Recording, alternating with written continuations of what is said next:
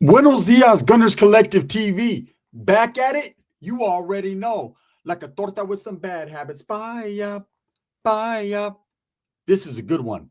Let's get to the intro.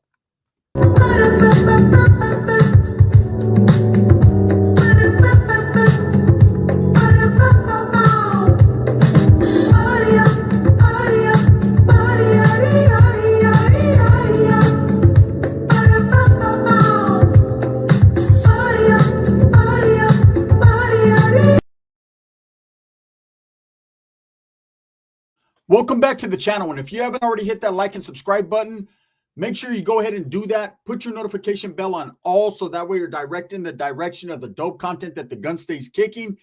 And I appreciate all the support, man. I'm very humbled by it. So Sylvia Haro, a name has emerged. The sister of Jake Haro, right?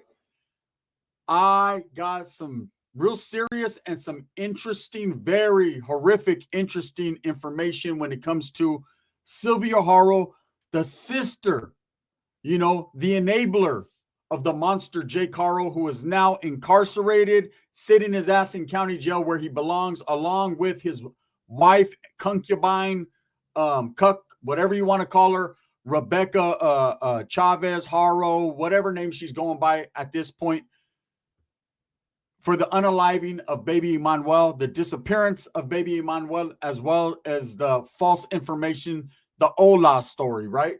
Now, Sylvia has been a character I've been trying to look into for a while because she immediately, upon this disappearance story that came out that Rebecca said in front of the Big Five, immediately took to Instagram and tried to shed some light on the story, basically backed the story up and explained that her brother would never, ever, ever do anything to her nephew, would never do anything to a child. No, not her brother, not good old Jakey the Snakey, right? He would never do anything. Come to find out, he had already did something to a 10-week-old baby, his own daughter at the time. We'll say at the time because she's no longer his daughter. He has nothing to do with her, nor does he have anything to do with his other child, his son, right? But come to find out, your backstory, your history will be exposed, especially on social media. Social media is undefeated. And we found out that Jake Haro almost killed his 10-week-old baby Promise, right? Now, with that being said, his sister sure was emboldened to make this video that she immediately took down when she was getting pressure, when people were saying, well, hold up now, bitch, right? What about Promise? What about this? What about that? Whoop, she took it down.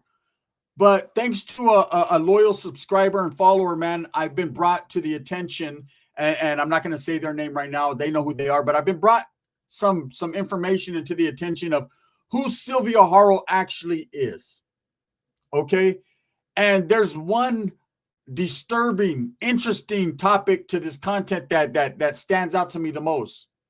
When you have a sibling, a brother or a sister who has been convicted of a horrific crime, you can go two ways. You could either forgive and forget, or you could hold them accountable and say, hey, that's some sick ass shit that you did, and you are no family member of mine. Now, blood is always thicker than water, and I understand, especially when it comes to a female, man, they're very emotional. I get it, right? I respect it. Women are lovely creatures, and the emotions that are invoked by a woman are what men love, right?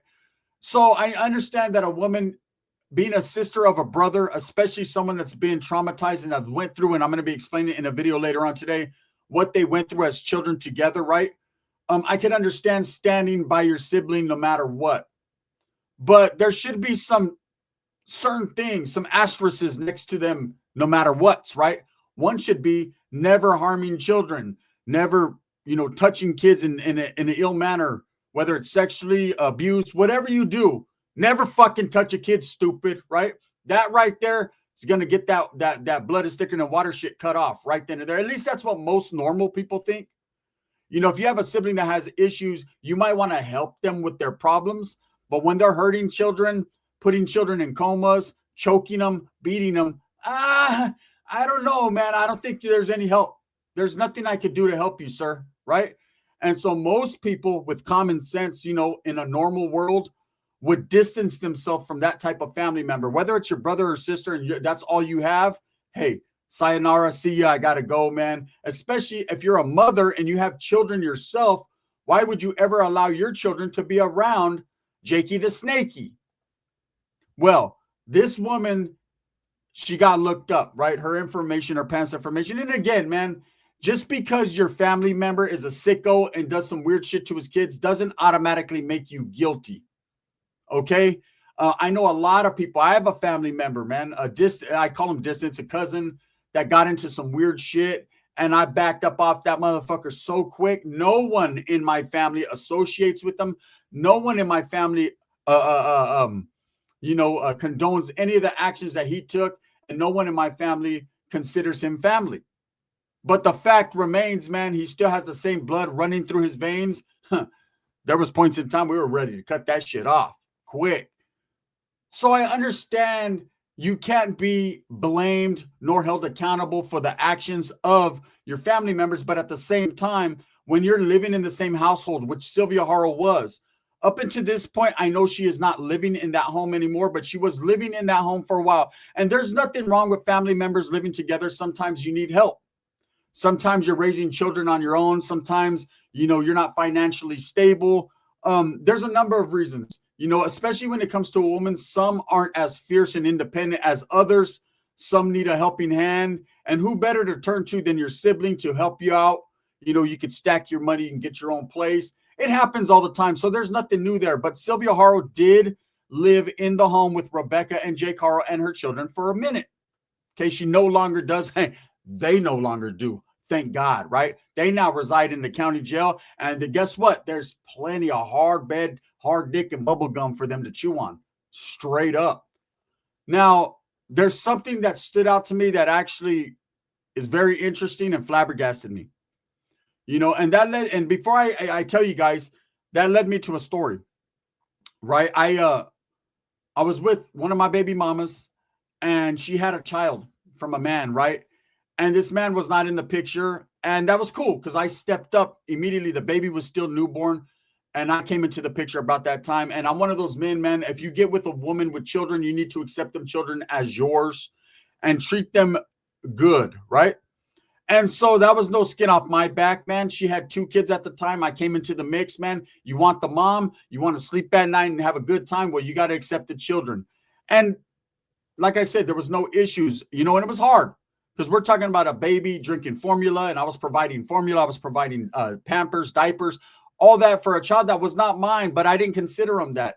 I considered them, hey, if you're in my household, if you're with me, if your mother's with me, you're my responsibility. You're mine's, right? And so even to this day, man, we had a great relationship. Me and the mother at the time, it didn't go the way it was supposed to go, and whatever, right? I respect her still, no matter what she done or she thinks.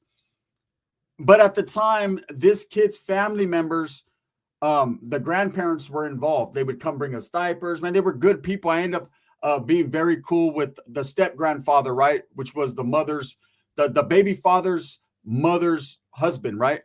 And I just respected the shit out of these people that even though their son didn't want to be involved in his child's life, they understood that I was doing the best I could. They respected it and they helped us, whenever they could. They'd bring a big old box of diapers, the 400 pack from Costco, once a month, and all that. This is true stories, right? And I respected it. When their grandchild got sick, and he did get sick, man, we all had to go to Oakland to the hospital, the child's care hospital there, because he was born with issues, And we were there night and day, 24 hours, no sleep. Not like Sylvia Haro said in her video, we haven't slept, we haven't ate. No, bitch, I didn't sleep and I didn't eat. I was so hungry, I had to walk to a grocery outlet right there in Oakland and almost get killed by about 7 black dudes. That's the truth, right? But I was hungry and I needed me that motherfucking Rice Krispie treat and that Yahoo. And that's just the facts, right? But these people, they stepped up. They were there with us. And I'll never forget, the mother had a particular job that made her sensitive to kids, meaning it made her she had a natural ability to want to help children, not just her grandson or any other kids, but others as well, right? And that job is the same job that Sylvia Haro had at one point, so we're going to get to it. So imagine a woman Your brother has a missing child. He has been convicted in the past of a terrible crime of willful cruelty to a child, his own daughter. Okay, and we don't need to go into the details anymore about Promise. I think we all know by now, those of us that have been caught up on the situation. We need justice for Promise, absolutely, because she wasn't given that justice. This man got the slap on the wrist. That judge is a despicable human being for allowing a creature like Jakey the Snaky Haro to walk the streets and even have more children in that household, okay? We don't even want to talk about the 2-year-old that was removed by CPS during this investigation, right? And then, of course, the parents arrested, and baby Iman was still missing. I got a video coming up on that on my other channel. You must watch. It's a must watch because it's going to get very passionate, right? It's just going to be real, and it's just going to be some real game. Now, at the end of the day, this woman, Sylvia, right, overlooked everything that happened with Promise, overlooked the fact that her weird-ass sister-in-law, right, is sitting there lying. I mean, if we could see it, if everyone else could see it, I don't know how she didn't see it, right? And she's sitting there holding a child doing this interview, which is interesting in itself because the child never moves. I don't know whether the child was asleep or maybe that, the child wasn't up for 24 hours. But it's just very interesting that the child, there's no movement with that child. If you look close, Sylvia doesn't look like she hasn't slept in 3 days. She looks like she hasn't slept in a month due to something more different than just being worried, right? Or having her time occupied with the story. I understand and I know that she knew what time it was.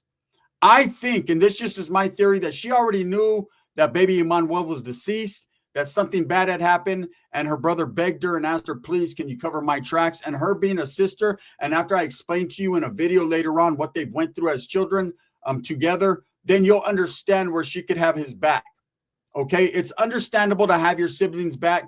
You know what I'm saying? Look, if my brother came to me tomorrow, hey, I just killed a motherfucker. What'd you kill him for, man? Motherfucker talk shit. Come on, let's go to Mexico. I'm going with you, right? You look out. But if my brother came to me, and again, man, respects to my brother because he would never get caught up in any situation like this. It's an example, people, right? But if my brother or just anyone in the family came to me and then the immediate family is like, hey, I just killed my kid. He was yelling. He was screaming. I couldn't take it. Oh, get the fuck away from me, stupid. Get out of here, right? Fuck you. Where's my nephew, right? I'm going to be tripping. Sylvia didn't seem to be tripping like that. She seemed to be tripping on the fact that, this story that was put out, no one was believing it. So she wanted to double down on it. Okay. So here's the interesting topic of this video. Do you know that Sylvia Haro, the sister of Jake Haro, actually worked for DPSS, the Department of Social Services, around children? When people work in the Department of Social Services, they could work in different parts of it, right? They could work at the welfare department part, the people that are distributing food stamps, the people that are with mental health, whatever different departments. They have a lot of different in social services, right? But 99% of the time, social services has to deal with children. Children are first and foremost an intricate part into that department, right? You got single mothers going there to receive a welfare. You got men there that are needing jobs, so they help them do resume builders. You got people that have mental health issues that are going there to get facilitate some type of counseling or help. And then, of course, you got people that are going for food stamps and whatever situation that they got where they need help in the community. A lot of people go to the social services. And most of the people that work at social services, and there are some assholes, don't get it twisted, right? But most of the people that work in social services are there because they have love for their community and love for the children, and they need a good job, right? So isn't it weird that this chick, Sylvia, had it, and this is a fact. No one can dispute it. I got the evidence, right? That she worked at social services in the DPSS. Now, I don't know if she collected trash, if she was the person who just changed the trash bin or worked in the cafeteria so the real workers can go get a hamburger or a sandwich, right? But she worked in DPSS, the Department of Social Services. She worked there, I think it was back in 2018, 19 that she was working there. So that was around the time just prior, and I don't know how long she stood working there or even if she's still there, but this was around the time, because 2000, what was it? When Promise, the incident happened with Promise. Promise is now 10 years old, right? So that goes to show, or she's 7 or 10, I'm not quite sure, right? But that goes to show you guys that this woman who worked in the Department of Social Services, Jake Haro's sister, around children and single mothers and people that were poor and people that needed help, right? She knew her brother was a convicted, willful abuser of children, and she still was backing him up. Kind of odd and weird, man. You know, the grandparents I was talking about, the mother worked in social services. That's why I was talking about it, the grandmother, right? And she was just the sweetest woman, just cool, loved children. You could tell she was passionate about her job. She wanted to help people. And even to this day, she now has custody of that child, right? And I'll say, man, I seen that one coming. If anyone, you know, that you could trust is a person that works in social services that helps children. Now, that doesn't mean everybody's perfect and everybody don't have skeletons in their closet. Don't get it twisted. But for the most part, you would think someone that works in social services is about the kids, right? They're about exposing people that cannot take care of their children or help their children. And, you know, the CPS system is caught up with the social service system and all that. So it's amazing that this woman who worked around children and single mothers and people that are in poverty, right, is backing up a convicted abuser. Now, she did take her video down. I'll give her credit for that. But it's too little too late. When you double down on that story, when you sit there and lie, because we know obviously Jake the Snake Haro was not staying up all night and not eating. And if he was, and him and Rebecca were not eating, it's due to methamphetamines or the fact that they were nervous that their story was getting exposed on social media. Imagine that household that night. I could understand some fucked up appetites. I could understand some people not sleeping due to the fact that they just put out a bogus ass story and now it was picking up steam. Now you had On the Theta out there, like he was in the mix, right? Now you had a lot of different people. And I got to do a video, man, for On the Theta because they got at me. His camp got at me, his people, right? And I'm going to let you guys know that. And they, you know, the good people. That's all I can say. Good people. And I respect the shit out of them. Just my utmost respect. But maybe we'll do something later on that. But anyways, yeah, they were probably fucking starving themselves and tripping because they were nervous. Nervous that the fact that their story was getting exposed, these lies. But if you're the sister, imagine this. You worked at social services, so you kind of know what's up. You kind of could tell when someone's lying, right? That's what these people are trained in social services, especially the social workers. They're trained. A lot of them take psychiatry, psychological classes. They want to know. They want to be able to tell if a person's bullshitting them, lying, if there's something going on, because ultimately everybody's whole objective in life, for the most part, is to protect children, to get your money to live and be fruitful, but also to protect children, right? That's the last thing we want to see is children hurt.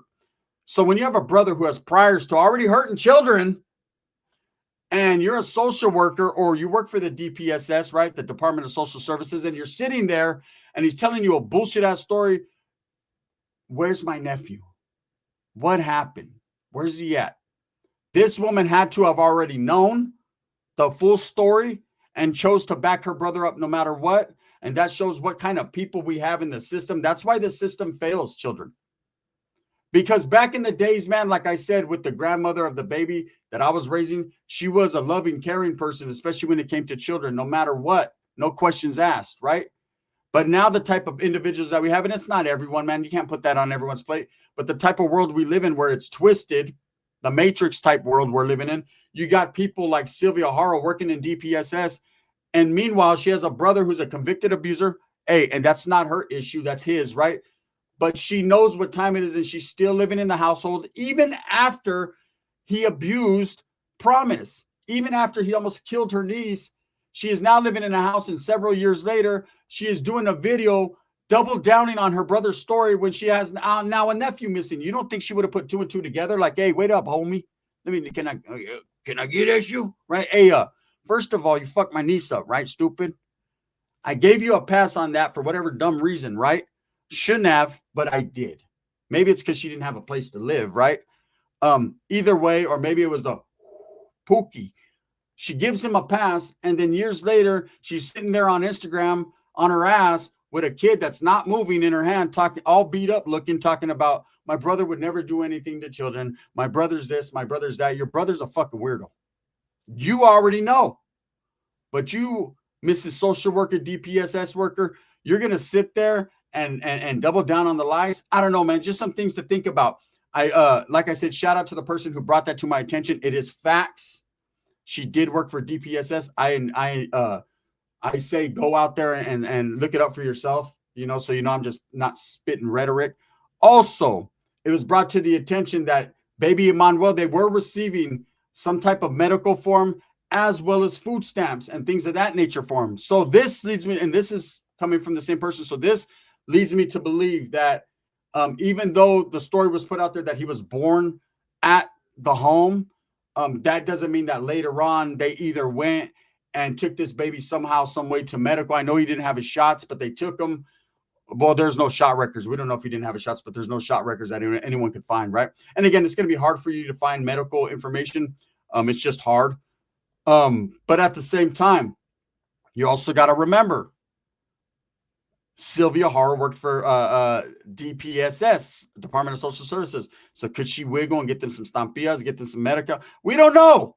I don't know. I'm just saying, a woman that worked in a place like that to be backing her brother's play, now that's some weird shit. Just a little new information on the case, man. I got some more stories coming up for you guys. We're not going to stop. We're going to keep on going until baby Emmanuel's found. And I don't care if I have to dissect every family member in that motherfucking Adams family, right? The Munsters. I call them the Munsters. I don't know what you guys call them, but look at Rebecca. Tell me she don't look like fucking Frankenstein. Tell me. Argue the fact. We'll debate like Charlie Kirk that she don't look like Frankenstein.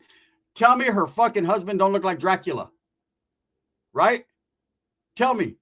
And tell me Sylvia Haro don't look like a prostituta. That's just what I got to say. Thumbs up or thumbs down. Heavy's going to be the head that wears the crown. I'm going to continue to strive, struggle, and strive for what I truly believe in. That's the betterment of all people. I appreciate you guys.